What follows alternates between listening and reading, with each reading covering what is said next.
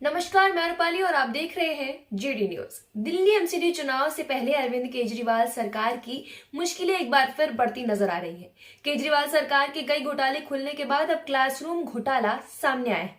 दरअसल दिल्ली सरकार के सत्कर्ता निदेशालय ने राज्य के 194 सरकारी स्कूलों में 2405 क्लासरूम के निर्माण में गंभीर अनियमितताओं और भ्रष्टाचार की जांच विशेष एजेंसी से कराने की सिफारिश की है। इस घोटाले की जानकारी सामने आने के बाद भाजपा आम आदमी पार्टी पर हमलावर है।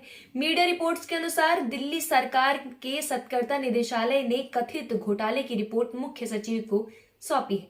सत्कर्ता निदेशालय ने लगभग 1300 करोड़ रुपए के कथित घोटाले में शामिल शिक्षा विभाग और पीडब्ल्यूडी के अधिकारियों की जिम्मेदारी तय करने की भी सिफारिश की। दरअसल केंद्रीय सत्कर्ता आयोग ने 17 फरवरी 2020 की एक रिपोर्ट में दिल्ली सरकार के स्कूलों में लोक निर्माण विभाग यानी कि पीडब्ल्यूडी द्वारा 2400 से अधिक क्लासरूम्स के निर्माण में गंभीर अनियमितताओं के बारे में बताया था। केंद्रीय सत्कर्ता आयोग यानी कि सीवीसी ने फरवरी 2020 में दिल्ली सरकार के सत्कर्ता निदेशालय को रिपोर्ट भेजकर मामले पर राय मांगी थी।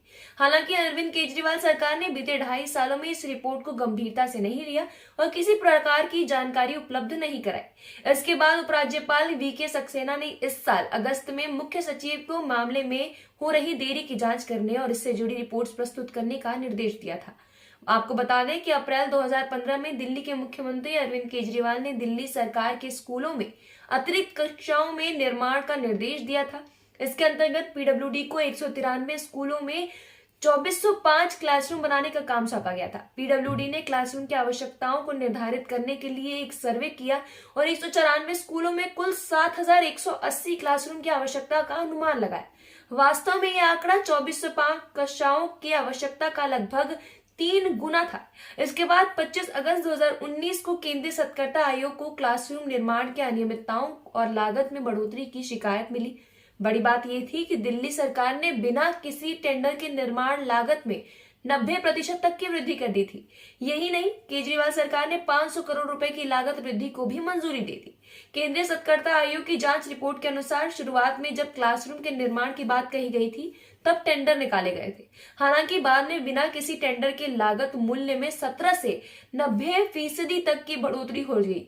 इसका परिणाम ये हुआ कि लागत बढ़कर 326 करोड़ रुपए से अधिक हो गई, जो टेंडर की राशि से 53% अधिक था। केंद्रीय सत्कर्ता आयोग ने अपनी रिपोर्ट में कहा कि 37 करोड़ रुपए के अतिरिक्त व्यय के साथ 160 शौचालय की आवश्यकता की तुलना में 194 स्कूलों में 1214 शौचालय बनवाए गए थे। दिल्ली सरकार ने शौचालयों की गिनती की और उन्हें क्लासरूम के रूप में पेश किया। 141 स्कूलों में सिर्फ 437 क्लासरूम ही बने। आयोग ने अपनी रिपोर्ट में आगे कहा कि इन परियोजनाओं के लिए मानित राशि लगभग 989 करोड़ रुपए थी और कुल टेंडर मूल्य 860 करोड़ रुपए का था, लेकिन वास्तविक व्यय 1315 करोड़ से भी अधिक हुआ। इसके लिए कोई नया टेंडर नहीं निकाला गया और अतिरिक्त काम को पूरा किया गया। इनमें से कई काम अधूरे रह गए।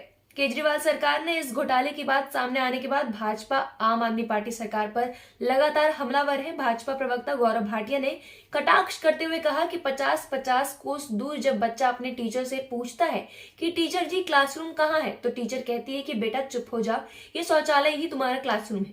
अगर जोर से बोला तो भ्रष्टाचारी गब्बर केजरीवाल आ जाएगा।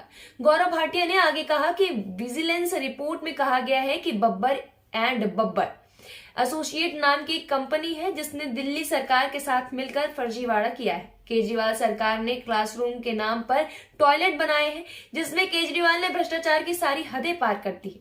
आज की हमारी इस खबर में बस इतना ही। आपकी इस मुद्दे पर क्या राय है? कि आपको भी लगता है कि अरविंद केजरीवाल का ये घोटाला सच है? हमें कमेंट सेक्शन में अपनी राय जरूर दें। तमाम ऐसी खबरों से जुड़े रहने के लिए देखते रहिए जेटी न्यूज। धन्यवाद।